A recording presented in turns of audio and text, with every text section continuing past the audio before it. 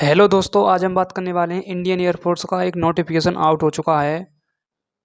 ध्यान से देखते जाना कौन सी पोस्ट से हुआ है, एक एक डिटेल पूर्वक मैं बताने वाला हूँ। ध्यान से देखते जाना।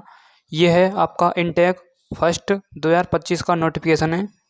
इनटेक फर्स्ट 2025 का ये आपको पता होना चाहिए, ठीक है। और ये आपका जो फॉर्म फिल होगा ये ओनली ऑफलाइन फॉर्म फिल होगा, ठीक है। और 10th लेवल की मतलब भर्ती है इंडियन एयरफोर्स की। सबसे पहले हम बात करते हैं सबसे पहले हम बात करते हैं इंट्रोडक्शन में आपको दिख रहा होगा अग्निवीर वायु नॉन कॉम्बटेंट, ठीक है। Intake first 2025 under Agnipath scheme, ठीक है। ध्यान से देखते जाइए। सबसे पहले हम बात करते हैं ये आपके जो ऑनलाइन फॉर्म ना भरकर ऑफलाइन भरे जाएंगे, ये 16 अगस्त से आपके चालू हो रहे हैं, ठीक है। ध्यान से देखते जाइए। सबसे पहले हम बात करते हैं, ध्यान से देखो ये आपकी जो वेबसाइट दिख रही है इस पर आपको क्लिक करना है और आपका फॉर्म यहाँ से ही भरा जाएगा। इसी लिंक से आपका फॉर्म भरा जाएगा, ठीक है। पूरा फॉर्म आपके पास आ जाएगा और आपको ऑफलाइन भरना है, ठीक है। ध्यान से देखते जाइए। सबसे पहले हम बात करते हैं एलिजिबिलिटी क्राइटेरिया की बात करते हैं। सबसे पहले आपकी एज कितनी हो चाहिए, डेट ऑफ बर्थ DOB। ध्यान से देखो, ये होनी चाहिए आपकी कैंडिडेट फॉर बिटवीन 2 जनवरी 2014 से 2 जुलाई 2007 के मध्य में होनी चाहिए। और ये भी लिखी हुई है इसमें बी आपका मतलब रूल दे रखा है इसमें, upper age limit age on date for enrolment should be 21 year, यानी 21 ईयर से आपकी एज ऊपर नहीं होनी चाहिए, ठीक है। नेक्स्ट बात करते हैं ध्यान से देखो। नेक्स्ट बात करेंगे एजुकेशनल क्वालिफिकेशन, 10वीं पास होना चाहिए ओनली, ठीक है। मैट्रिकुलेशन इक्विवेलेंट एग्जामिनेशन, ठीक है, 10वीं पास होना चाहिए, कोई से भी बोर्ड से होनी चाहिए, ठीक है। नेक्स्ट बात करते हैं मेडिकल स्टैंडर्ड की मैं बात करूं तो ध्यान से देखो। हाइट आपकी मिनिमम कितनी होनी चाहिए, 155 सेंटीमीटर होना चाहिए। चेस्ट आपका मिनिमम 5 सेंटीमीटर होना चाहिए। वेट आपका होना चाहिए, वेट में इसमें मतलब दिखा हुआ नहीं है, और मतलब आपकी चेस्ट और हाइट के बारे में इसमें बताया गया है।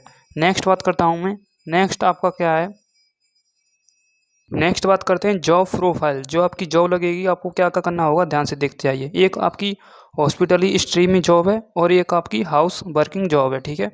इसी में आपको काम करना होगा। ये आपकी जॉब के नेम है, एक हॉस्पिटली और एक हाउस कीपिंग, ठीक है। नेक्स्ट बात करते हैं। अब देखो आपका 10वां पॉइंट इंपॉर्टेंट है, ध्यान से देखते जाइए। इंग्लिश में लिखा हुआ है the photograph is to be taken with, यानी अपना फोटोग्राफ आपको लेना है कैंडिडेट को होल्डिंग करके ब्लैक स्लेट पर लेना है आपको, ठीक है। और उसी पर आपको DOB अपना लिखना है। लिखा हुआ है the photograph is to be taken with candidate holding at black slate पर लेना है आपको in front on his chest. आपका चेस्ट होना चाहिए फ्रंट में, ओनली आपका चेस्ट ही होना चाहिए। आपका जो फोटो लेगा चेस्ट ही आना चाहिए, ठीक है। विथ हिज नेम होना चाहिए, आपका नेम होना चाहिए, इन डेट होनी चाहिए आपकी फोटोग्राफ में, ठीक है।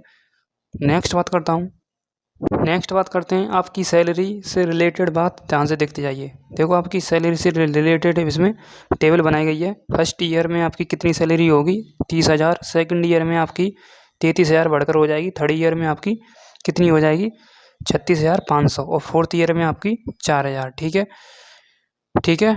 ये आपकी मतलब सैलरी से रिलेटेड टेबल है, इसे आप देख सकते हैं, ठीक है। और जो आपका लास्ट में पैकेज मिलेगा वो 10 लाख के करीब मिलेगा, ठीक है। ये भी आपको पता होना चाहिए। एग्जिट जो आप मतलब 4 साल बाद बाहर आएंगे तो वो आपका 10 लाख का पैकेज होगा, ठीक है, रिटायरमेंट पर।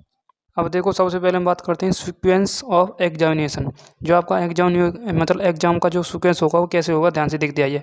सबसे पहले हम 22 नंबर के पॉइंट को देखते हैं। Candidate whose application have been accepted will be issue with admit card for written test होगा आपका, ठीक है। रिटन टेस्ट होगा एक आपका।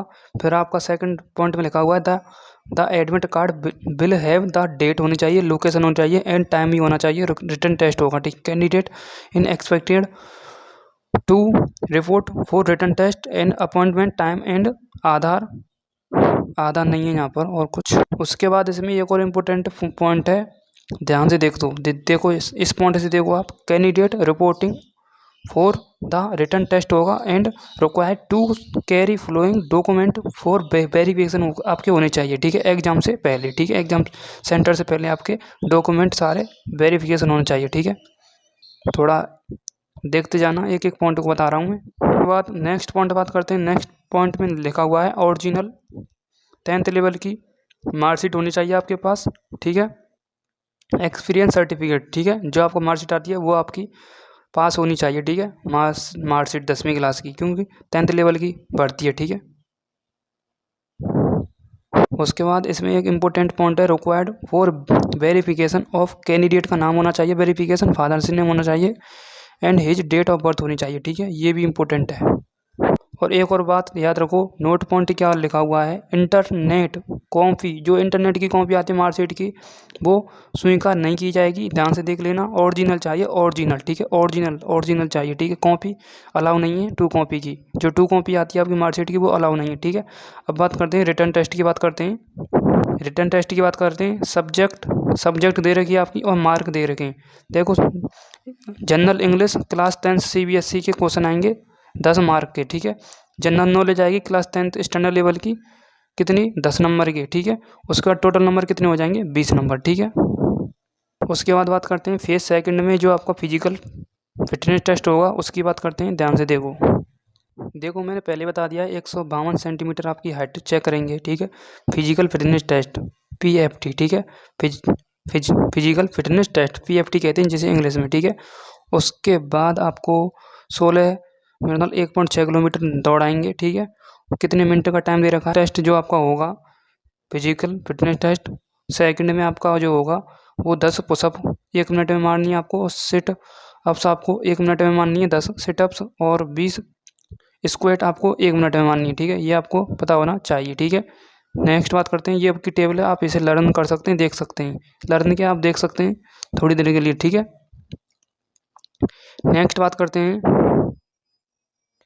उसके बाद फेज थर्ड में बात करते हैं। फेज थर्ड में आपके लिए क्या इंपॉर्टेंट है, स्ट्रीम सूटेबिलिटी टेस्ट आपका होगा, ठीक है, क्वालिफाइंग इन नेचर, ठीक है। उसके बाद स्कोर इन मिनिमम आपका 50% के मतलब अरेंज होना चाहिए, आपके 50% यानी 15 मार्क्स होने चाहिए टू क्वालिफाई इन SST, ठीक है। उसके बाद हम बात करते हैं, उसके बाद इम्पोर्टेंट इसमें कोई पॉइंट है नहीं है, जो मैंने आपके लिए बताया है वो इम्पोर्टेंट मैंने पॉइंट पहले ही बता दिए हैं, ठीक है, ओके। उसके बाद फेज फोर्थ में आपका मेडिकल एग्जामिनेशन होगा, मेडिकल एग्जामिनेशन, ठीक है। मेडिकल एग्जामिनेशन में आपका क्या होगा, देखो सबसे पहले आपकी शुगर चेक की जाएगी, ब्लड शुगर चेक की जाएगी, ठीक है। उसके बाद आपका RFT और LFT चेक किया जाएगा, ठीक है। जो आपके ये मतलब मेडिकल में जो होता है वो मतलब चेक किया जाएगा, ठीक है, ये आपको पता होना चाहिए। और इसमें कुछ ज़्यादा इम्पोर्टेंट खास पॉइंट है नहीं है, जो मैंने इम्पोर्टेंट हो उसे मैंने बता दिए आपके। मिलता हूँ मैं नेक्स्ट वीडियो के साथ, थैंक यू।